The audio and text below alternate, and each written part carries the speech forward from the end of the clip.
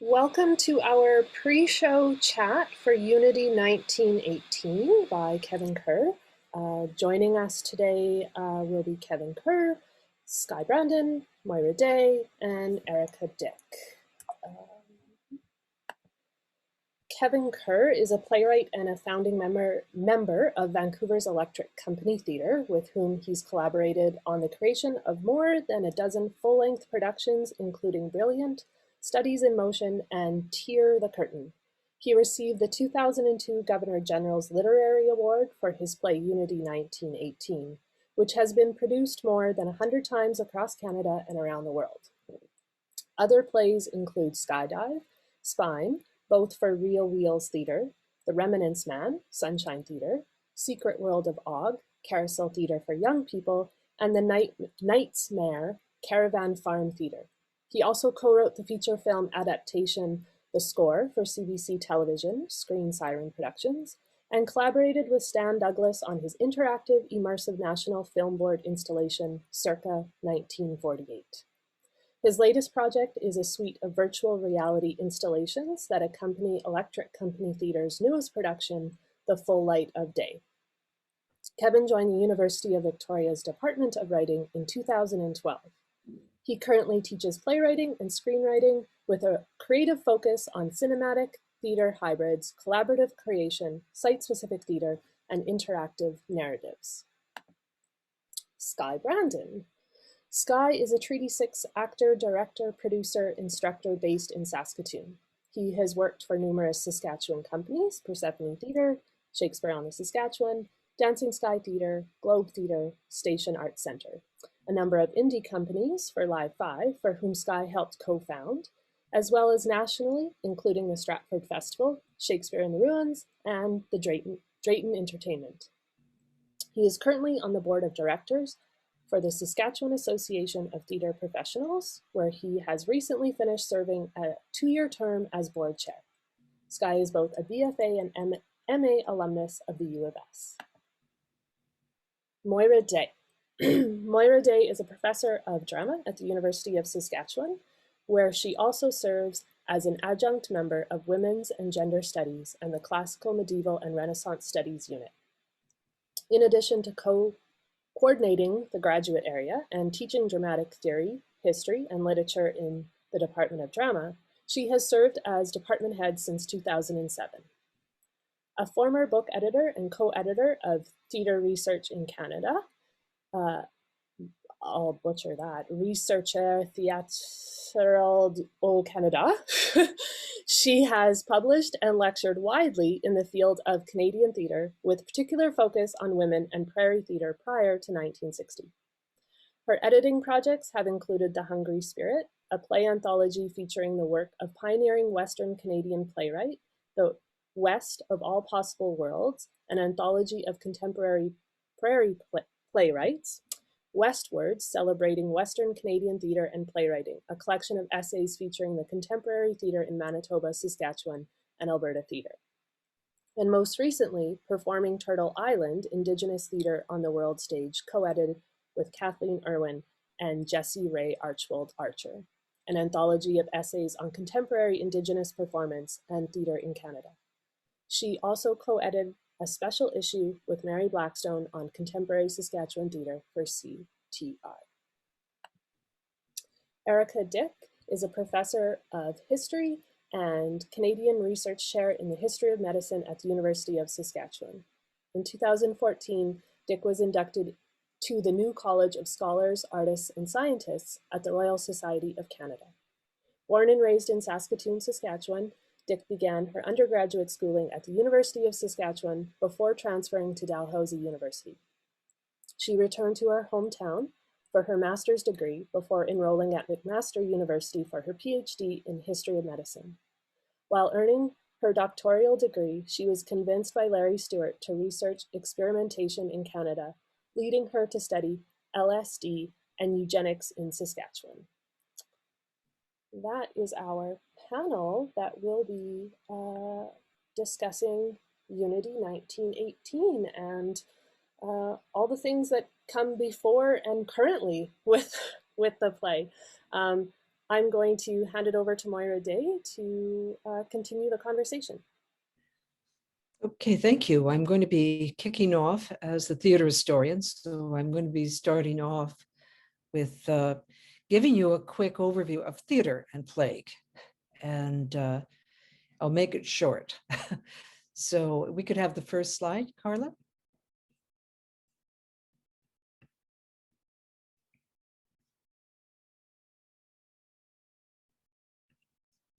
Oops. Okay, thank you. All right, so here we have two buildings. We'll start off with a quiz. What do they have in common? I said, well, if you said they're playhouses and they put plays on, that's a pretty good answer. If you said sometimes they put Shakespearean plays on and are known to do that, that's a good answer too. But the answer I'm after in terms of this talk is that they both got closed down by pandemics or plagues. And what you're going to find is closing the playhouses in terms of pandemic or plague is as old as theater itself. The plague or epidemic comes to town and the theaters all close. Why? Well, as Mason put it, everybody comes together in very close social and physical contact in the confines of the theater. You have things going on behind the stage. You have on the stage musicians, actors, prompters, stagehands all bustling around, and the audience, refreshment sellers. People just are crammed in, especially in the older theaters. They're standing, they're sitting, they're wherever you can get them in and get a dime out of them. Or if you're there in the theater for a romantic assignation, as often happened, you could be very close indeed. So maybe that's the first question. What do you do when they close your theater down? Okay, we can move on to the next slide, Carla. Well, what you could do if you were lucky enough to have a permanent home in a place like London or Paris, is that you could go on the road. If a time came and the epidemics, the plagues came through regularly, it would close things down and you could go out to the territories, out to the provinces and circulate. If you were one of the companies that wasn't lucky enough to have a permanent home, then you were on the road indefinitely. And that was true of groups like the Commedia dell'arte. And this is a picture of the Commedia dell'arte from 1640 by someone named Jan Miel, who caught a bit of a troupe coming into town. And they were famous for going all over Europe. And that's really where the saying, two boards and a passion comes in. You'd come in, you'd set up quickly, you'd attract a crowd and perform, and then you'd get out of town before the civic authorities caught you. Now, some of the objections that the town fathers had were Puritanistic ones. They didn't like men dressing up as women. They didn't like people pretending to be who they weren't. Or they didn't like the kind of people players attracted. Pickpockets, thieves, prostitutes, cutthroats, erring husbands and wives who were meeting their lovers in the crowd. So even if they didn't have problems with the players, they had trouble with the kind of people that they attracted.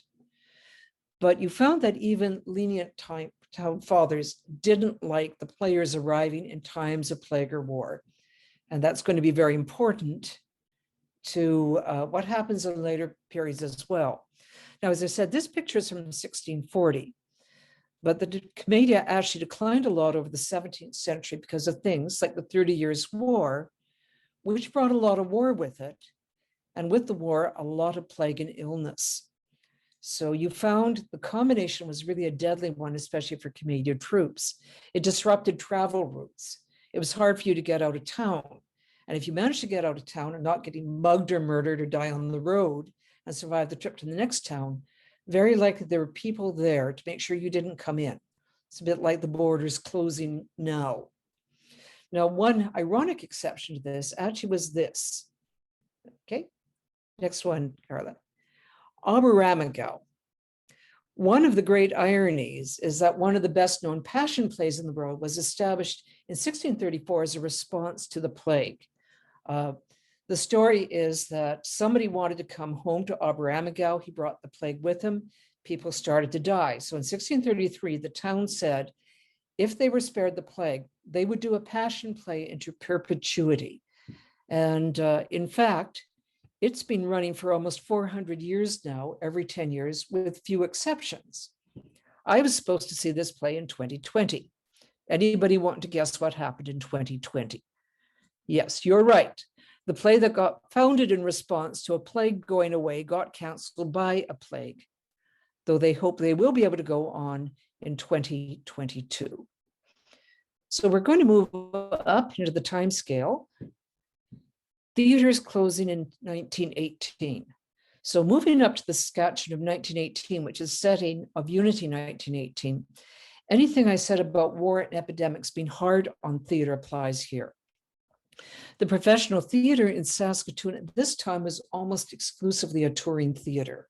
Professionals who came in on tour from the States, from Eastern Canada, from Britain, sometimes even from Europe. And they come sometimes with stock companies, they might stay for a couple of weeks, couple of months. Touring companies, they might come for a few nights or even for a week, and then they move on to the next place on the circuit. But arguably, the touring theater never really recovered from the double whammy of World War I, which again, disrupted circuits, disrupted play centers, especially in Europe. And sometimes troops dissolved because everybody ran off and enlisted. And just as it looked like things were coming in, they were hit with a pandemic, the 1918 influenza. And arguably, the touring theater never really recovered from that. In Canada, it was going to be replaced by the great amateur era of theater until about 1945. And then it began to develop its own professional theater. Okay, go ahead, Carla. So, but of course, with 2020 and the theaters closing again because of another global pandemic, we're experiencing sort of an odd synchronicity of times that are both alike and not alike. And there are some people, though they're very old, who've lived through both pandemics. They lived through the 1918 epidemic, and they lived through this one. So the two are still within living memory of each other, which is really quite extraordinary if you think about it. So when we look at Unity 1918, go ahead, Carla. It's made our production of Unity 1918, which is done part of our 75th anniversary celebrations as a department, kind of an odd crossroads of the past and the present in Saskatchewan, and of theater then and now. So that's my little introduction as the theater historian. So we're going to move on to the real historian now. So that's Erika. Erika, we talked earlier about pandemics or epidemics earlier. You mentioned they were nothing new in the world experience or even the Canadian experience, at least in the Maritimes, Quebec and Ontario, which are older Canada. But it was new to Saskatchewan, and that was all the harder because they were completely unprepared for us. Can you tell us why? Yeah, I think it's a bit of a misnomer to think that the flu pandemic was the first that Saskatchewan had experienced, but it did concentrate efforts in a particular way. So Saskatchewan residents, settlers and Indigenous populations alike had dealt with a lot of different kinds of diseases, some endemic, some pandemic, smallpox, of course, typhoid, tuberculosis. But the flu pandemic, coming as it did at the same, on the heels of the First World War, really challenged a lot of people in the province to sort of think through how they came together, how they fell apart, how to cope with these situations. And one of the things we know from the history of infectious diseases is that these pandemics often create similar patterns of responses. There's panic, there's grief, there's isolation, and there is a pressing desire to move through the pandemic and get on with the business of forgetting. And I think this was really important, not only in Saskatchewan, but in thinking about the place of theater in the role of helping to reflect and helping to cope or helping to integrate the experiences of a pandemic into a post-pandemic life. And this really strikes me as an interesting moment because theaters, as you mentioned, were one of the first things to close. All of these public gathering spaces are forced to close, and Saskatchewan, of course, is no exception there. But as we move through the pandemic, as people begin to sort of piece together who they trust, whether they're willing to come back into those spaces, whether the right crowds are hanging out at the theaters, as you alluded to in your own remarks, those kinds of moments are really important for bringing communities back together and helping to heal from these pandemic moments. And we're seeing that in the influenza pandemic today, but we definitely have examples of this in previous pandemics where those public gathering spaces coming together to laugh, to cry, to grieve, to perform, those are really healing moments that help bring communities back together. And I think this is a really timely moment for this play to be put on here at the University of Saskatchewan for the same reasons. Yeah, I just found the pandemic certainly had an impact on the university of the big cities like Saskatoon. Maybe you can just explain where the plaque's from? Absolutely. So this plaque represents some of the volunteer work that was done at the University of Saskatchewan. So Saskatoon became a bit of an epicenter of pandemic response in the 1918 flu pandemic. And this plaque on the wall inside the administrative building, or the Peter McKinnon building at the University of Saskatchewan, commemorates the volunteers who stepped forward to help provide health services. And this could be anything from administering the modest medicines that they had available, mostly these were alcohol-based, providing some kind of care, but also performing duties within the quarantine center, which was at Emmanuel College on campus. We know that one person died at the University of Saskatchewan campus. There's another plaque to him, William Hamilton. And if we look through the names here, there are mostly volunteer nurses, and these were women who were pressed into service, but there are a few other examples, and can't see it right here where it's clipped off, but Thorberger Thorvaldsen, so one of the faculty members, and there were other faculty members as well who performed services during this time. And the university became an important space for sort of a clustering, a quarantining effect as the rest of the city was shut down. So there was some movement through the university, but also a lot of focus. And even though we didn't have Zoom or internet or the kind of media options at the time, certainly newspapers and the introduction of radio was drawing attention to the efforts of people on campus, and also the potential of the optimism invested in scientific research at the time for helping to combat the flu. And that is completely similar with what we see today. In the play, Bee's father talks about leaving Unity to look for work in Saskatoon and trusting that things are going to be better there. Why might he think that? I think that the flu, and this again is true of other infectious diseases as well, they affect communities differently. Urban spaces, we might have places where we can hide differently, and we might think of rural places as being maybe better served in a moment of a pandemic when we want to be away from other people. But in fact, people living in rural communities suffered a whole variety of different kinds of concerns. They couldn't get supplies. Sometimes they couldn't get food, especially during the winter, of course. Trains were loath to stop, or sometimes stopped in particular places and not others. And so there were rural dynamics that made it very difficult and I think challenging, and probably animated those feelings of panic and mistrust, even more so in those rural communities. In the city, there was a sense that you could get away from some of those things. There were drugstores. There was a drugstore in Saskatoon that was permitted to sell alcohol during the Prohibition. You can move to the next slide for that. And this becomes a bit of an interesting topic for myself as a medical historian, looking at ways that people are using different tonics.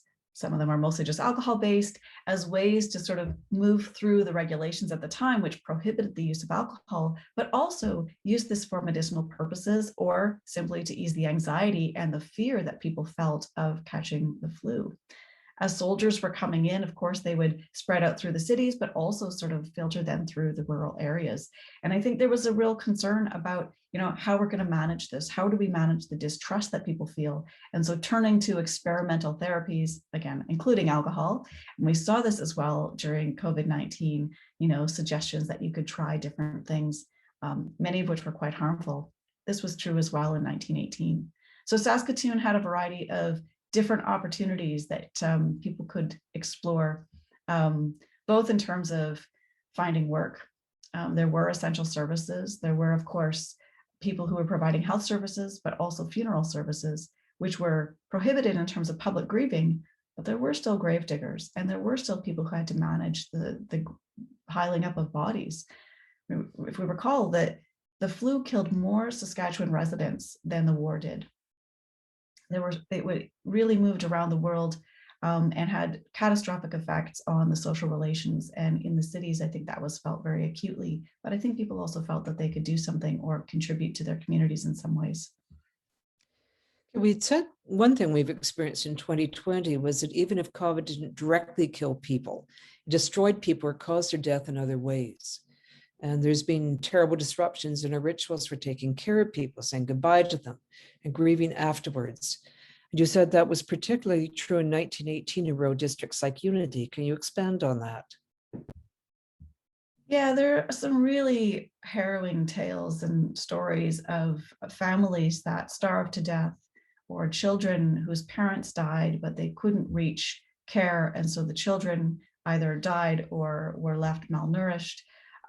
Really tragic stories.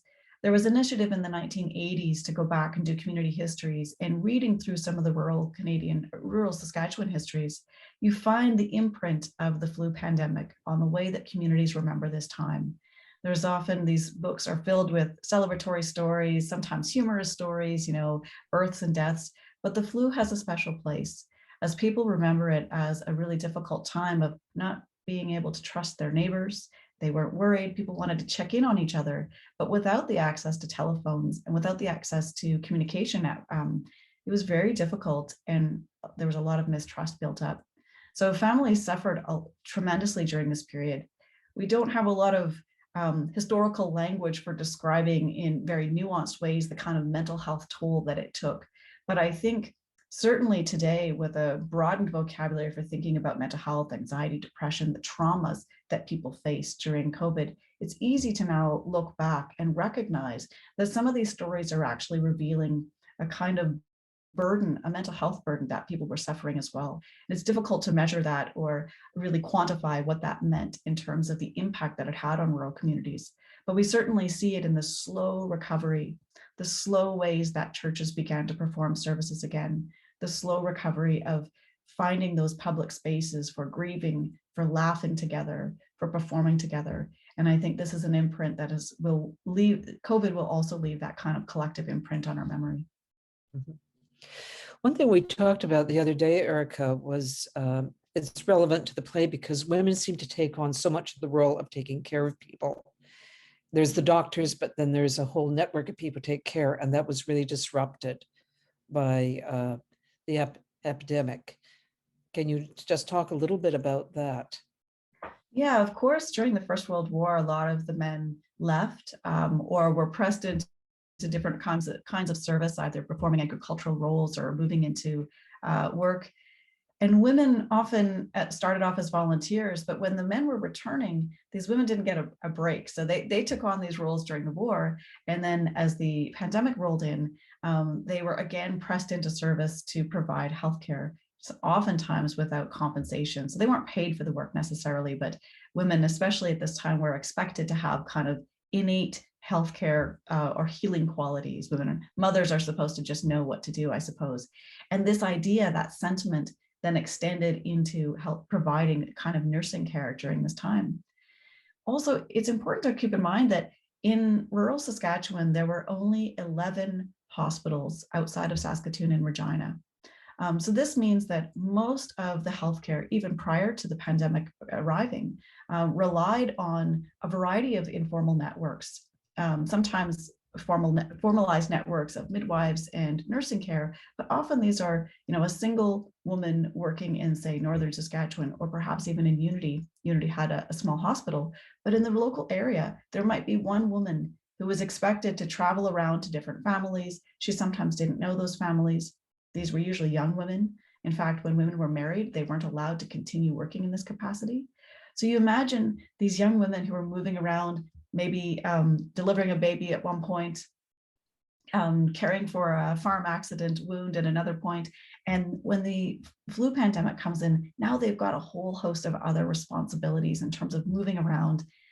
There are some harrowing stories of these women. Some of them are amazing, the bravery that they expressed, the ingenuity that they demonstrated in terms of their capacity to travel around, but also to care for people in really unique and creative ways.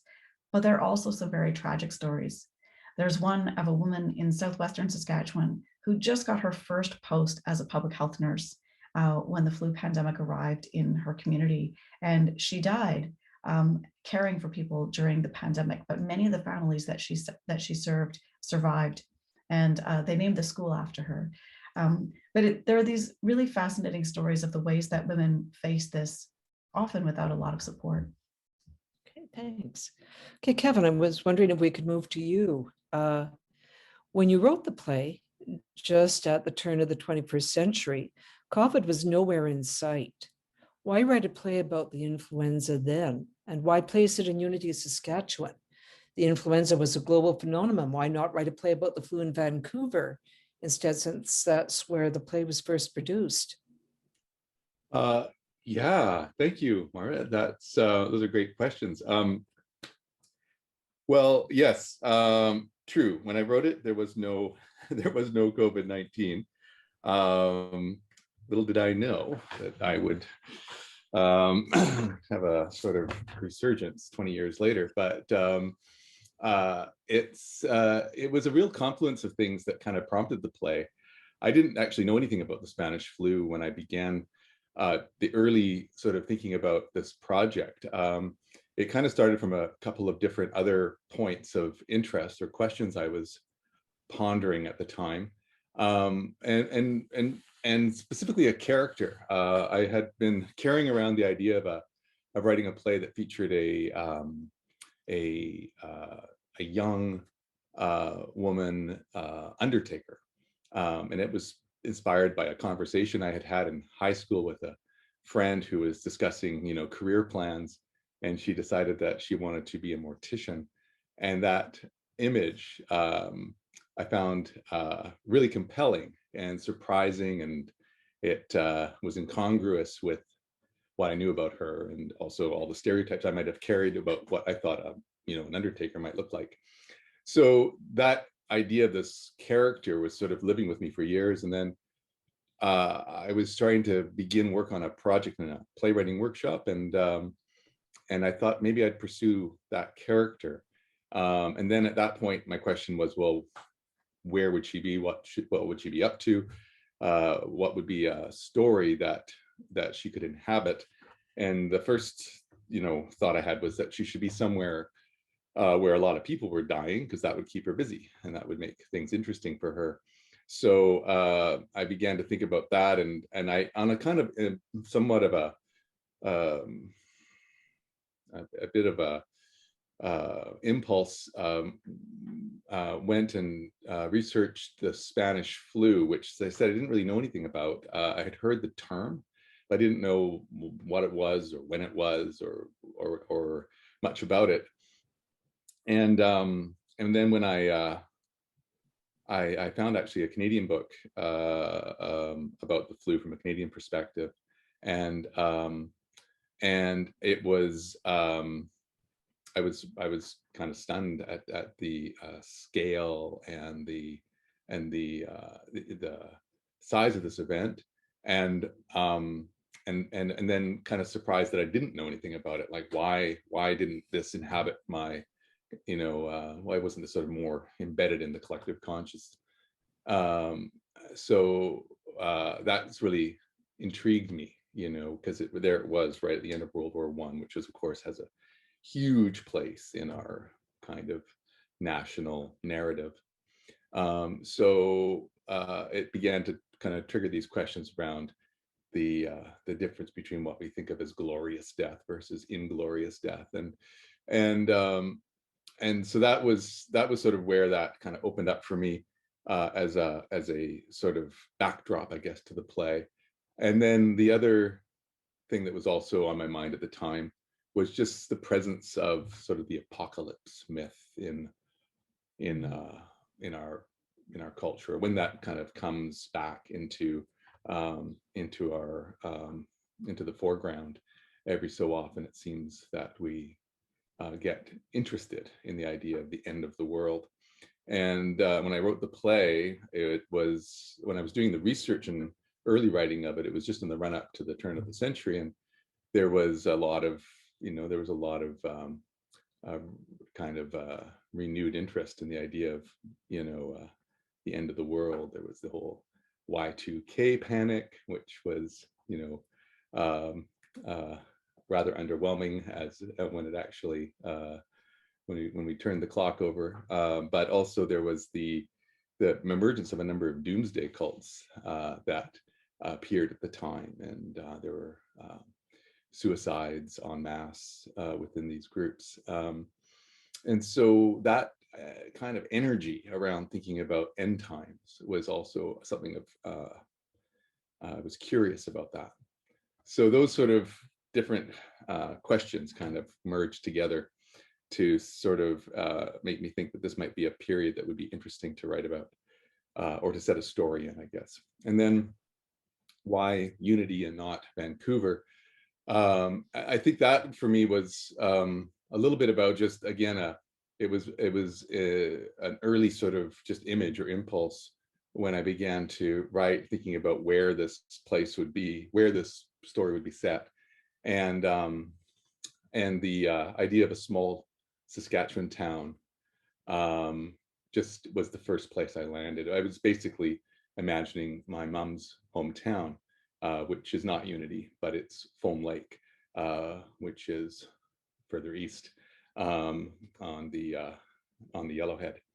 And so I just sort of found myself in that space. And, as a kid going there regularly on summers or occasionally in the winter, I just had a kind of outsider sort of response to the landscape of Saskatchewan. I found it very overwhelming in a beautiful way. It's the vastness and the sense of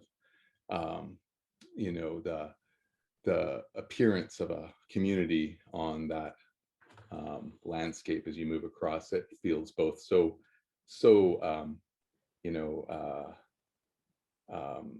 tight and close, but also so isolated in that huge expanse. And that feeling of tension between being alone, but also being so much more aware of your presence of the people around you. I found that to be an image that compelled me. So, yeah. I think people would like to know, how strongly is the play actually based on actual incidents, people's stories, and places in Saskatchewan, and how much of it sort of comes out of here? Yeah, it's pretty fictitious, and I guess there was a risk in naming it, naming the play, and also naming the town in the play after an actual town in Saskatchewan, because it's a very much a fictitious Unity. And not an historic Unity, but I spent a fair bit of time doing research there, a little bit in Unity, also in the archives in Regina. I spent time in Saskatoon, and I also spent a lot of time in Foam Lake and surrounding communities where I had my family, and I did a lot of interviews with people that at that time had memories of the pandemic, and so I listened to their stories and what they remembered as kids growing up, or experiencing that as children in the middle of this moment. And so there were things that I discovered along the way, or that I read or encountered, that absolutely made its way into the play. Images of, those sort of, there were more piecing together these sort of actions, such as the quarantining of a town, or the burning of mail or baking of mail to try to kill the virus before reading it, if you felt that it might have been in contact with somebody with the flu. The image of a celebration event where people weren't allowed to be close to each other was drawn from actual historical events. So a lot of images and moments in the play definitely were informed by the research, and but the characters are all invented, and the real personal events of the play are fictitious. Yeah. When I read the play, I found myself thinking a little of Chekhov's The Three Sisters. Were there any classical models you were thinking of when you wrote it? And what's remarkable to me is that audiences all over Canada, beyond in the world, America, Australia, New Zealand, UK, have wanted to spend some time with these people in small town 1918 in Saskatchewan. How do you account for that? Oh, yeah. I think there's absolutely influences in the play, theatrical influences that are there for sure. I was really influenced by Carol Churchill's overlapping dialogue techniques that she sort of really pioneered in the 80s, and her punctuation style to help actors figure out how to speak those overlapping lines. There's kind of a musicality there that really excited me, so I just cribbed that entirely from her technique. Other things I think you could sort of say, like the plays, like it ends with this song that kind of comes out of nowhere, and I guess you could see that sort of a Brechtian sort of moment in the play. But I would say, like, in terms of models, I mean, one thing was I was very, I think, kind of quite conscious of Canadian theater tropes that I was aware of. There's, as you know, there's in Canadian theaters history. There's a lot of attention to history. Even as a young country, a lot of our plays look backwards in time and exploring the past, whether it's communities like in the Donnelly's trilogy, or families like in the Mercer cycle of David French's plays, or even like something like Gwen Ferris Ringwood, Still Stands the House, and sort of set in the pioneering past. So that aspect of it was I was aware, and I guess wanting to sort of lean into the tropes that Canadian theater does this. It's a bit dangerous because I was also worried that the play could be just seen as something, I don't know, cliched or old-fashioned or whatever. But I wanted to sort of just kind of push into the tropes of, one being history, two being land, that presence of landscape in Canadian theater, too, like the sort of symphonic impressionism of Herman Voda and things like that.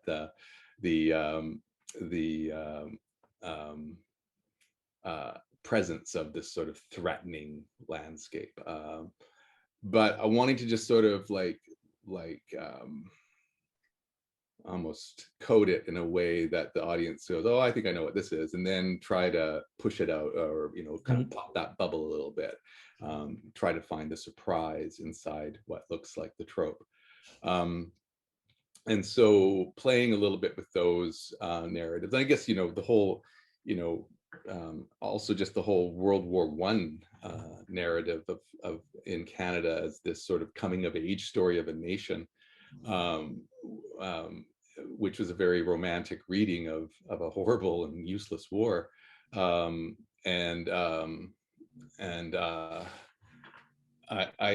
wanted to sort of, play with that a bit. It's a coming of age story for sure, but as you know, it's not the war, it's another thing. So yeah, I think those models were definitely there to be I guess grappled with, or as markers for me to sort of move around. The other part of your question was about, the fact that it's had a life outside of that it's been produced all over Canada, but also it's been in the States and Europe and Australia, New Zealand, and other places. Yeah, I have to say it's been really sometimes quite surprising that it's even been, I guess, found by some of the people that have picked it up. I think, you know, one of the things that I find kind of that I could think about with with plays in especially plays that are historical um, is that it's, you know, a kind of, you know, the play isn't about 1918. It's not about the past. I think for me, any historical play is really about today. It's a lens to get to the now. It's a way to create some space for the audience to find themselves in a story that gives initially the illusion of of you know, not necessarily implicating that audience because it's from another time. And therefore your guard goes down a little bit and you kind of tumble into the narrative. And then you might find yourself there in a way that, in fact, you might not in a very modern or a play set in the very now, because you can look at the stage and see the characters on the stage and go, well, I know those characters actually exist because they're 2021 characters, and they're not me. So they might be somewhere in this house that am in, but I know it's not me. So I can sort of keep myself a little bit distant. In the historical play, you know that none of those characters could be with you in the theater, and therefore you all could be inside that play. You can find yourself in there, sort of counterintuitively, I think. So that's sort of for me the attraction to writing about times in the past is really it's that it's a little sleight of hand to get to the now, and and I think that also works in plays that are really specific in location too. And in some ways, the play might feel more strangely more accessible if you're away from the place that it's set, because then the specificity of that location allows you to sort of, you know, again, um, suspend maybe your disbelief. It's something new and unfamiliar, and yet you can kind of believe in it because it seems like it's accurate. So so I think that's perhaps part of the interest too, is that through those really specific lenses of time and space, these other communities have found themselves inside the characters, I guess. Okay, well, let's move on to our director, Skye. As you know, we picked Unity 1918 as our anniversary show even before COVID struck. Can you explain why you originally wanted to do the show? And how did the events of last March change your perspective on the play? Were you ever tempted to put it aside and choose another play? Great questions, Moira. Thanks. Well, I guess the first part, when I was first approached about the possibility of doing something for the anniversary, um, I knew it wasn't just a automatic, what do you want to do, that it was part of a process, and depending on availabilities and ideas that I might not get the opportunity to do so, although I love the idea. And so when it was kind of pitched, for lack of a better word, I started making a list of what plays would I be interested in doing under that umbrella of the anniversary. Then quickly decided Canadian, and then I always, even though I've been doing a lot of Shakespeare in this part of my career, when I was doing my first work after finishing my BFA, creating Last Exit Theatre, which was part of co-founding Live 5, almost all that work was Canadian plays that took a historical event. And very similar to Kevin's comments, I think why I tend to do that is it's usually a way to see how far we come, or usually, though, in most cases, how far we have not come, and keep making the same mistakes or errors and hitting ourselves in the head with the same bat. So all the plays that I had picked kind of had that element to it. Some were written by Saskatchewan playwrights. Since it was a look back, I wanted something that was a look back. And why Unity 1918 quickly rose to the top of that list for a few reasons. I've always loved the play, personally, always wanted to be in it. It was kind of making its big splash just as I was finishing my BFA, and always thought, well, maybe when Persephone or the Globe did it in Saskatchewan, I'd get to play Hart. But they never did the play. However, Kelly Jo Burke did get permission to do a shortened version when she was still at CBC Saskatchewan. So I did get to play Hart in a radio version. And also too, there are a number of strong young women in the department right now, and I knew that we would have the actors we would need to play all those parts, and it would include multiple students in this anniversary project. So that's kind of why it became the first pick. And of course, as you know, though that was all happening before anything happened here in terms of COVID. Like, yes, it was being reported and we knew that it was further east, but there was no sense that it was going to come and surround the world in the way that it has.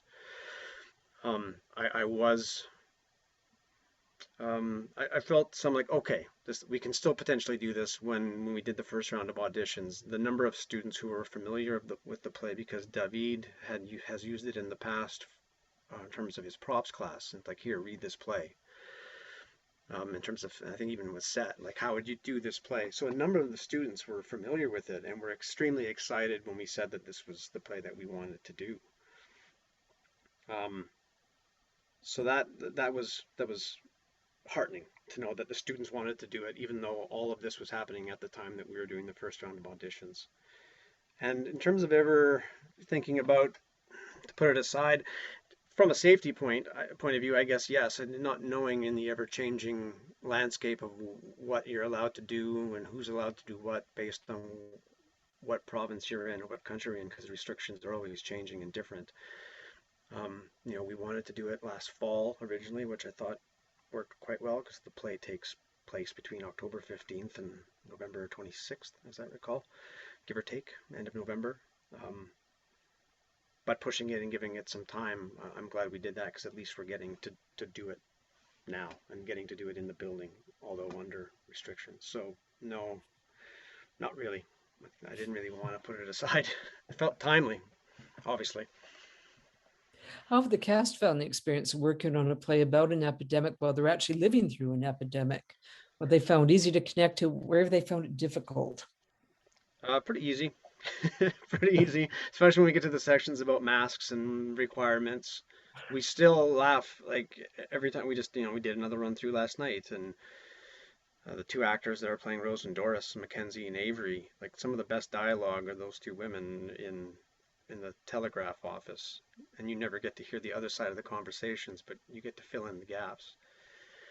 And the things that Rose says to the the individuals that she's talking to are like, this could just be now. It could be now. It's like, yes, you have to wear a mask. Yes, but why are you still bringing this up? I think in terms of how they're finding it, though, and something we haven't had a chance to talk about yet too, is that Kevin's play is extremely funny. And so amidst all of these things that are happening, he's managed to do away, and it's my favorite kind of humor.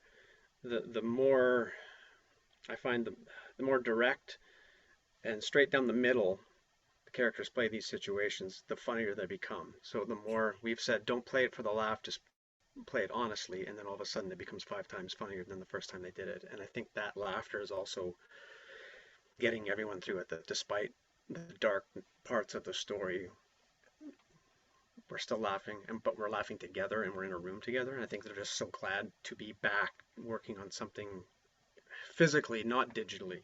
Right. That has been a big plus for everyone, myself included. So what have you found most rewarding about working on the play under these circumstances? What's been most challenging? What surprised you and them about it? Rewarding is always seeing, well, any actor when I'm directing a play, but in this particular instance with the students, when all of a sudden you see a penny drop, like maybe give a note or a suggestion or ask them a question to think about, and then all of a sudden 3 days later it just drops in and they're performing in a way that they weren't just a matter of days ago. And I always love seeing those progressions. And then when one actor does it, you can then see the other actors go, oh, now we've got to match them. So I love watching the progression of people's process and performances. And the design students are doing such great work and under such tough situations too. Every time we come back in to rehearse in the evening, a huge new chunk of the set's there and more props are arriving, and it takes on a tactile portion of the production that's just not there. In terms of challenges, there's just the physical too. We never know when things could change, good or for bad in terms of restrictions. So I made it quite clear to everyone, it's like, look, we need to keep these safety precautions in mind the entire time and not assume that we're going to get the green light for something and then all of a sudden have to go back or change what we've done up to that point. So I wanted to make sure that we were working on a version of Kevin's play that we were going to be able to do no matter what was presented to us by the time we get to perform it. So there's some things I would like to do or I feel like is even inherent in Kevin's stage directions that we have to find a way to do slightly different just because of the restrictions we find ourselves in. So that's been a challenge, but I'd rather take on that challenge than not do the play at all. Okay. Well, we'll move on to the second half, and go ahead, Carla. You can play the last slide or next slide. How was 2021 like and not like 1918? And we said that, coming back to the point I made, this is Mason's work, but he did very quick comparison. He said, if you were performing in 1918, you really had very few options. You pretty much had to just close the theater or go home. Radio was starting, but it wasn't being used for entertainment purposes. That was a later period, so people couldn't shift onto the radio at that time. Film existed, but it tended to be a rich form that was happening in the States. So people had to go there. So there wasn't much you could do. As I said, it kind of brought the end of that particular theater. When COVID strikes here, yeah, the theater's closed down, but that doesn't mean the theater closes down in the same way. We've got a professional theater locally. We've got government support to help people going. And the technology has increased incredibly. We've got digital theater. People sometimes are doing outdoor theater. They do it face-to-face, but they change audience arrangements. There's pre-recorded recordings. We also have people are coming back to stage, but it's often performed online instead. And people are performing for their own audiences instead of for tourists. And that's particularly true of New York. The private life of actors and audience is shown live stream performances. So open audience interactions or discussions amongst themselves. It changes the whole etiquette that goes with theater. So it's sort of transposed itself into another key, but it's continuing to go on. So that's, it's still very much alive, very much with us. Closing the theater isn't closing the theater in the way it was in 1918. And university theater, the same thing. And it depends on where you are in Canada. We found, at least until the spring, if you were in the Atlantic provinces, you were still very much acting the way you had before. If you were in BC, you had a break because it's nice and warm out there, so you could do more outdoor theater. It says Saskatchewan, hard to do that in January. Ontario and Quebec were often under the toughest restrictions. Everything had to be online because that's where the pandemic hit hardest. But we were still able to keep going. So I'm going to put the same question to Erika. How's the response of contemporary Saskatchewan to COVID, both like and unlike the response of 1918 Saskatchewan, the Spanish flu? I think I said radio that wasn't really there in 1918 made a difference to later eras. Absolutely. I think our means of communication now are just dramatically different, and it changes some of the ways in which we get information, how we process that information, how we can stay connected. But I think those feelings of isolation are still with us. Even as we, share this space on our Zoom screens, I still miss the face-to-face. I miss the off-camera chats. And I think those feelings of connectedness are still challenged in the 2020 and 2021 version. I think there are other things though that are very similar, and already both Kevin and Skye mentioned, the questions about masks or the issues about like what precautions people should take. These are so similar that you can almost take, the exact language. In fact, I did a little quiz with my students. I showed them some anti-masking.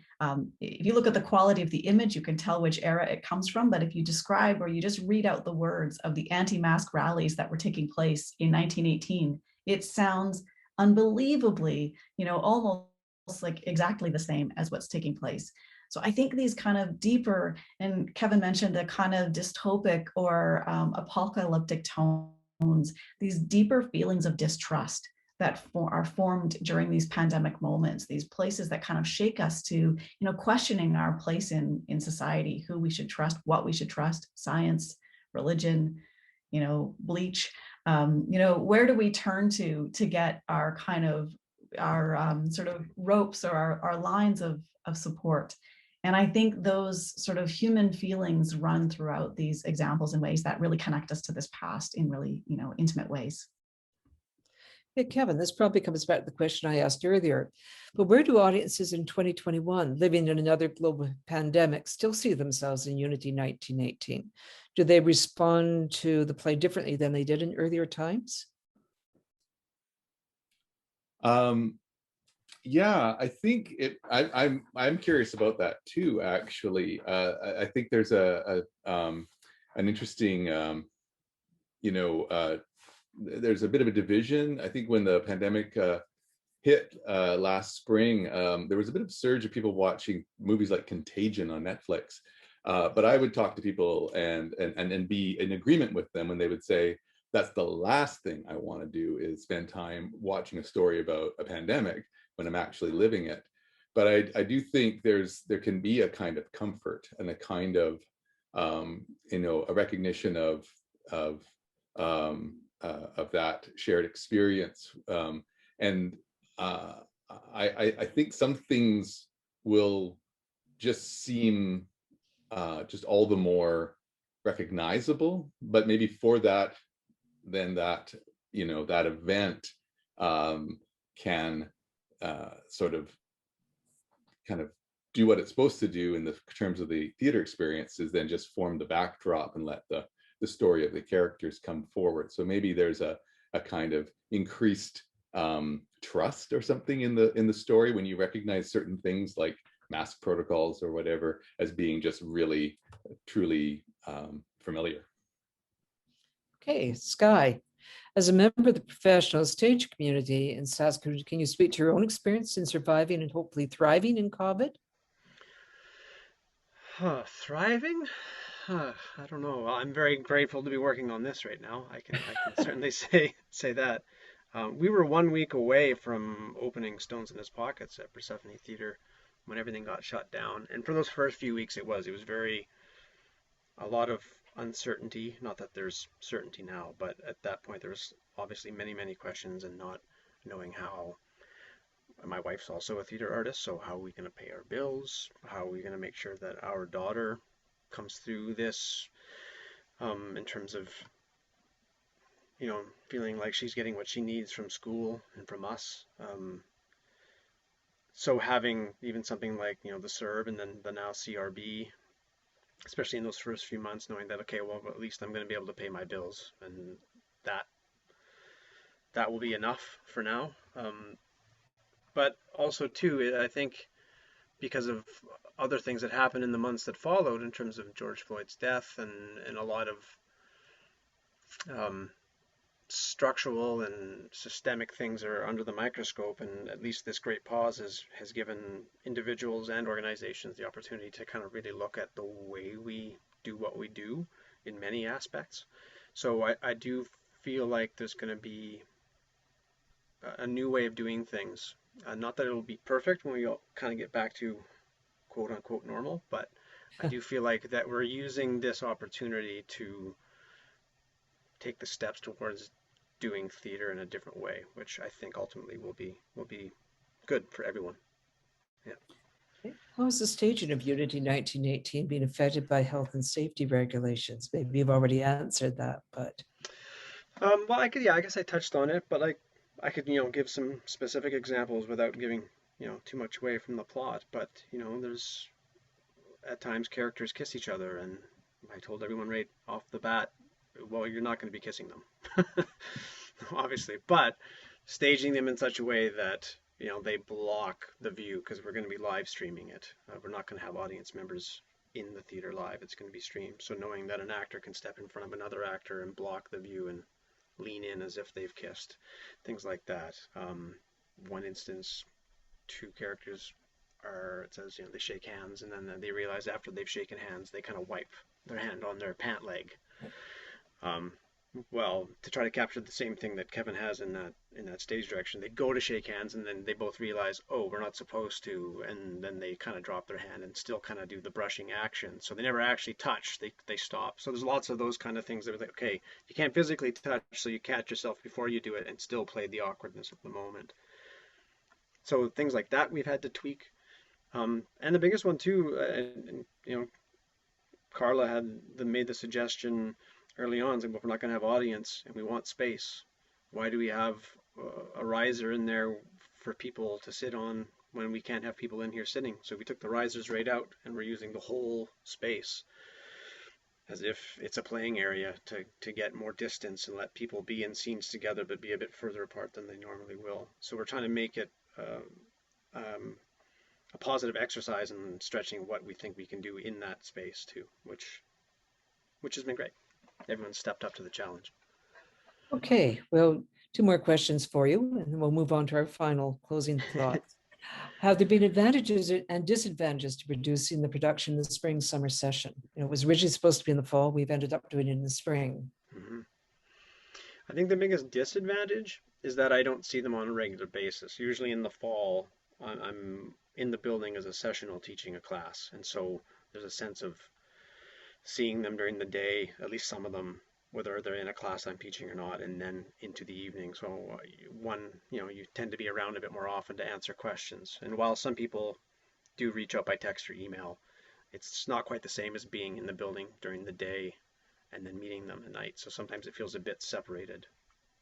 I think that the biggest plus is that for the most part, they're not taking as many classes right now than they would be during the year. So some of them are busier than others, of course, because everyone has their own personal lives and jobs that they have to do. But for some of them, they've really been able to sink into the work, and so they go away after we're done rehearsals at night, and you can tell that they've been able to put in the kind of work that they might be able to do under a professional situation because they're not in class all day.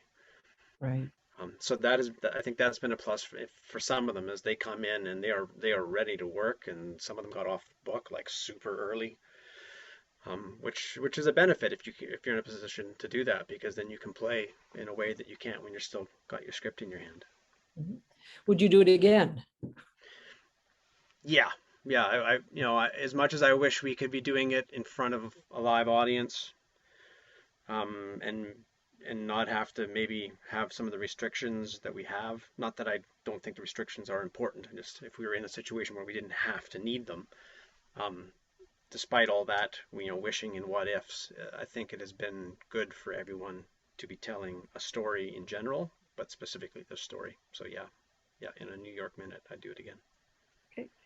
Okay, closing thoughts. What have we got to look forward to post-COVID?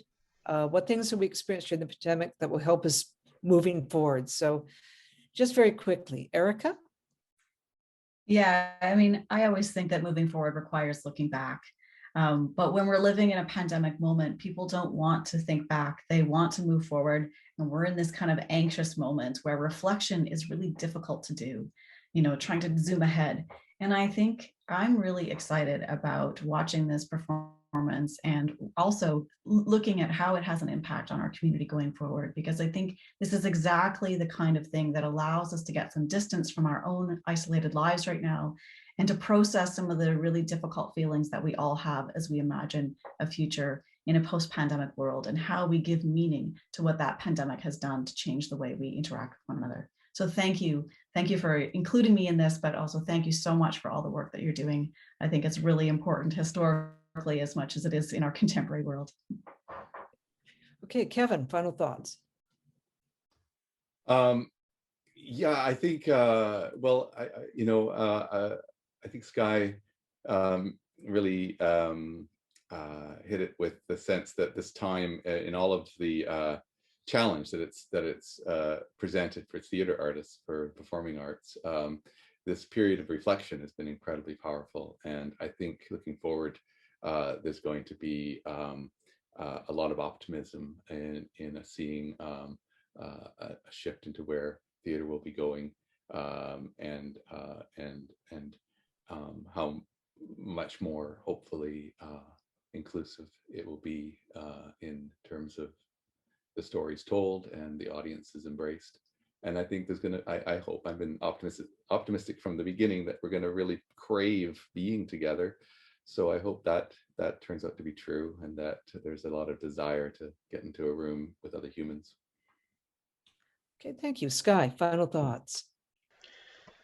Well, maybe not a final thought, but I'll just use the opportunity since he's here in the Zoom room with us too, and it's not just some weird anonymous email after the fact too. But I just make a point of like thanking Kevin for writing such a great play. Like I would make jokes with friends, like Dan McDonald's a good friend of mine and one of our more prolific playwrights here in Saskatchewan, and I would always joke with him if his play got a third production that he had written a Canadian classic. That was the tipping point. Once you got that third production, it meant there you go, it happened. And although Kevin's play has had many more than 3 productions already, like it's rare, Canadian or not, I think, to have a play that somehow will keep having life beyond, and he certainly has written one. And even though I didn't get to be in it like I wanted when I was younger, I'm grateful that he's let us do it in this circumstance and that I get to work on it. So that's my final thought, is just a thank you. Okay, so just a reminder, Unity 1918 is playing at 8 o'clock, June 17th, 18th, 19th, via live stream as part of our 75th anniversary celebrations. Tickets are on sale through our Anniversary and Greystone Theatre site online, and please consider coming out to our final weekend of events. So thank you, everyone. So long.